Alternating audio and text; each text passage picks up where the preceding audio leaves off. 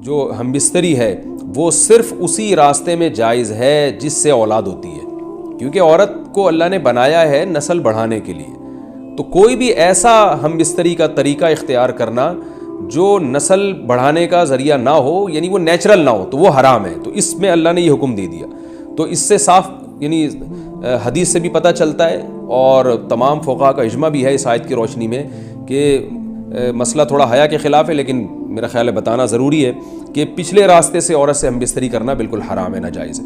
اور نبی صلی اللہ علیہ وسلم کی اس پہ بہت شدید لعنت ہے، بہت شدید وعید ہے.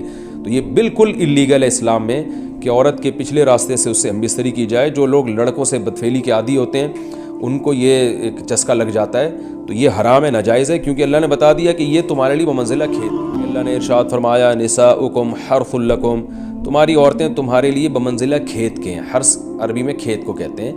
تو بمنزلہ کھیت کے ہیں. جیسے بیج ڈالا جاتا ہے کھیت میں اور اس سے پیداوار بڑھتی ہے، تو عورت کی جو ایک حیثیت ہے، نیچر نے جو اس کی ایک حیثیت متعین کی ہے، وہ بھی ایک نسل بڑھانے کا ذریعہ ہے، جس میں مرد کا جو اسپم ہے وہ بطور بیج کے ہے اور جو اولاد ہے وہ ایک پیداوار کی طرح ہے.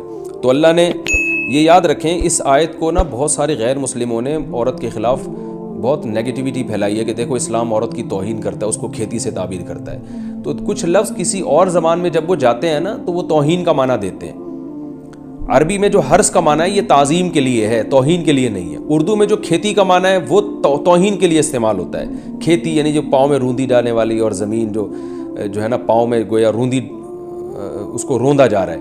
تو اس لیے اس کا اردو میں بالکل اسی طرح جو لوگ ترجمہ کر دیتے ہیں کہ عورتیں تمہاری کھیتیاں ہیں، تو یہ ترجمہ میرا خیال ہے اس لیے درست نہیں ہے کہ اردو میں اس کا مفہوم ہی چینج ہو جاتا ہے. یعنی گویا ایک عزت کے لیے جو لفظ اللہ نے استعمال کیا وہ ذلت کا ذریعہ بن جاتا ہے. تو اس لیے کسی بھی زبان میں جب ہم کسی بھی لفظ کا ترجمہ کرتے ہیں تو اس زبان کے ہمیں محاوروں کو دیکھنا چاہیے کہ اس زبان میں یہ لفظ کس معنی میں استعمال ہو رہا ہے. مثال کے طور پر ہو سکتا ہے کتا کا لفظ کسی زبان میں وفاداری کے لیے استعمال ہوتا ہو، کسی کو لوگ ڈاگ کہتے ہوں تو اس کا مقصد ہوتا ہے وفادار انسان ہے، لیکن ہمارے ہاں اردو میں گالی ہے وہ.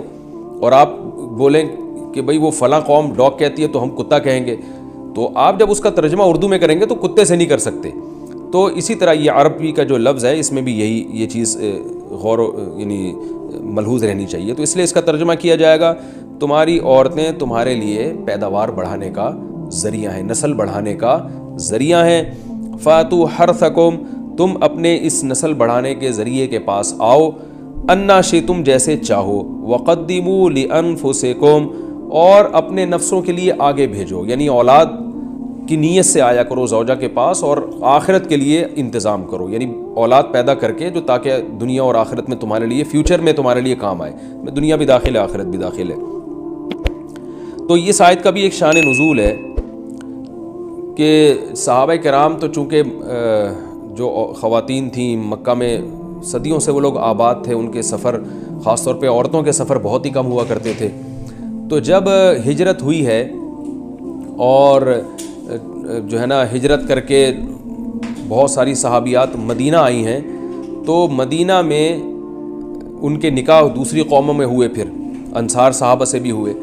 تو چونکہ تقویٰ تھا ان خواتین میں، للہیت تھی، تو بعض جگہ ایسے واقعات ہوئے کہ میاں بیوی کے جو آپس کا ریلیشن ہوتا ہے، ظاہر ہے وہ ہر قوم میں اور ہر جو ہے شخص کا مزاج دوسرے سے مختلف ہوتا ہے.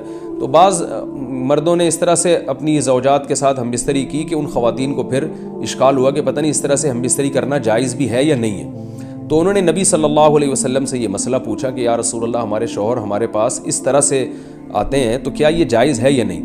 تو ان کے سوال کو بھی مبہم رکھا گیا اور قرآن نے اس کے جواب کو بھی کنایتاً بیان کیا، کیونکہ مسئلہ بظاہر حیا کے خلاف ہے.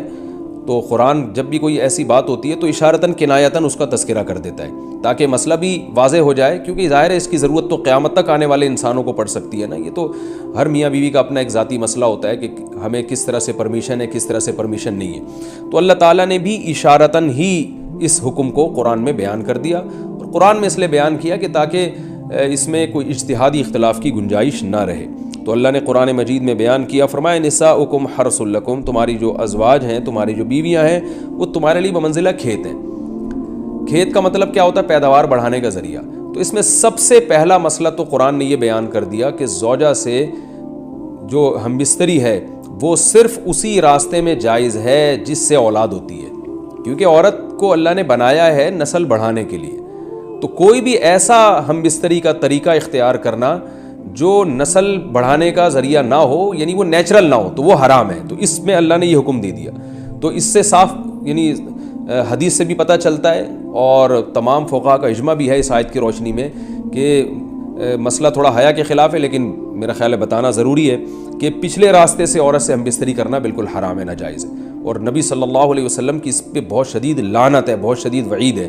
تو یہ بالکل اللیگل ہے اسلام میں کہ عورت کے پچھلے راستے سے اس سے ہم بستری کی جائے۔ جو لوگ لڑکوں سے بدفعلی کے عادی ہوتے ہیں ان کو یہ ایک چسکا لگ جاتا ہے، تو یہ حرام ہے، ناجائز ہے، کیونکہ اللہ نے بتا دیا کہ یہ تمہارے لیے بمنزلہ کھیت کے ہیں۔ تو اس میں قرآن نے وہ جو سوال تھا نا اس کی طرف اشارتاً جواب دے دیا، اور آگے فرمایا فاتو حرثکم، تم اپنے کھیت کے پاس آؤ، یعنی پیداوار بڑھانے کا جو ذریعہ ہے اس جگہ کی طرف آؤ، انا شئتم، جیسے چاہو، یعنی باقی جس طرح سے تم چاہو زوجہ سے ہم بستری کر سکتے ہو، اس میں کوئی خاص طریقہ متعین نہیں ہے۔ میاں بیوی کا ایک دوسرے سے کوئی پردہ نہیں ہے، ہن لباس لکم وانتم لباس لہن، یہ دونوں ایک دوسرے کے لیے لباس ہیں، تو اس میں طریقہ کار کوئی بھی ہو سکتا ہے، کسی بھی طرح سے کرنا چاہو ایک دوسرے سے لطف اندوز ہو سکتے ہو، لیکن فاتو حرثکم، آنا موضع حرث میں ہے۔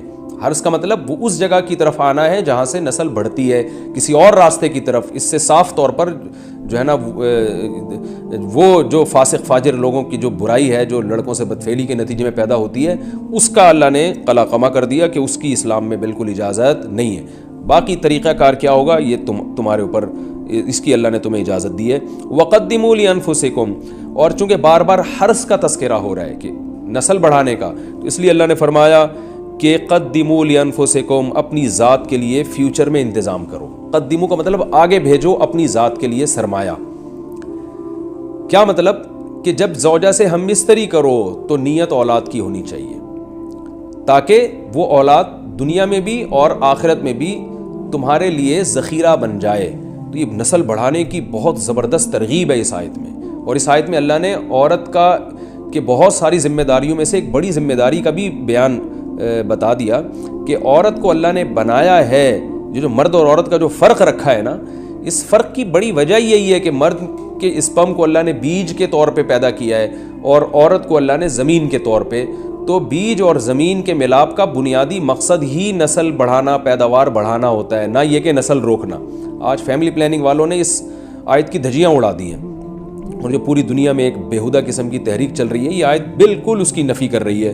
اس لیے اللہ نے فرمایا اچھا، اللہ نے اس کا بھی جواب دے دیا کہ جو فیملی پلاننگ والے کہتے ہیں نا نسل بڑھنے سے تمہارا نقصان ہوگا، خرچے بڑھ جائیں گے، تو اللہ فرماتا ہے قدموا لانفسکم، تمہارا فیوچر بن جائے گا، سنور جائے گا، کیونکہ اولاد پہ اتنی انویسٹمنٹ نہیں ہوتی جتنا اس کا آؤٹ پٹ ہوتا ہے۔ ان پٹ کم ہے، آؤٹ پٹ زیادہ ہے، انویسٹمنٹ کم ہے، اس کے جو پروفٹ ہے وہ زیادہ ہے، دنیا میں بھی اور آخرت میں بھی۔ تو اللہ نے فرمایا اپنے نفس کے لیے، فیوچر کے لیے انتظام کرو، بڑھاپے کے لیے انتظام کرو، تمہارے بیٹے ہوں گے، بیٹیاں ہوں گی، پوتے ہوں گے، نواسے ہوں گے، بہویں ہوں گی، یہ دنیا کا مستقبل اور آخرت کا مستقبل کیا ہے۔ جو عبداللہ بن عمر رضی اللہ تعالیٰ عنہ نے جب نکاح کا ارادہ ترک کیا تو آپ کی جو ہمشیرہ تھی حضرت حفصہ، انہوں نے فرمایا کہ نکاح کرو، تمہارے اولاد ہوگی، دنیا سے جاؤ گے تو تمہارے لیے دعائیں مانگے گی، تو یہ آخرت کے لیے ذخیرہ ہے۔